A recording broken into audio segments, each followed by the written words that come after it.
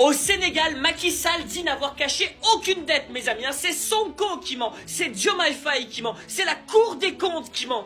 Sauf que, ce serait aussi le FMI qui ment, parce que le FMI donne tort à Macky Sall. Il a osé dire depuis New York, mes amis, cette phrase: au Sénégal, parler de dette cachée est un non-sens. Alors je vous rappelle quand même qu'on parle de 75% de dette au moment de Macky Sall, à 100% lorsque l'on découvre ses manigances. Donc on parle d'une augmentation de 33%, mes amis. C'est pas un non-sens, c'est la réalité. On a eu le droit à un audit des finances publiques au Sénégal organisé par la Cour des comptes qui a donné raison à Ousmane Sonko, qui a donné raison donc à Bassirou. Et mes amis, ça a été confirmé par le FMI. Le FMI lui-même, le Fonds monétaire international, que dit-il par la voix de Edouard Gemayel? Il a dit: une partie de la dette du pays a été cachée. Donc qui a raison? Macky Sall tout seul, ou Sonko, Bassirou, la Cour des comptes et le FMI? Et c'est énervant de voir ce genre de choses, parce que ces leaders africains, maintenant qu'ils sont plus en poste, à la limite qu'ils n'en parlent pas. Mais le pire là-dedans, le plus ironique, c'est que Macky Sall, il est devenu président d'une société de conseil de gestion.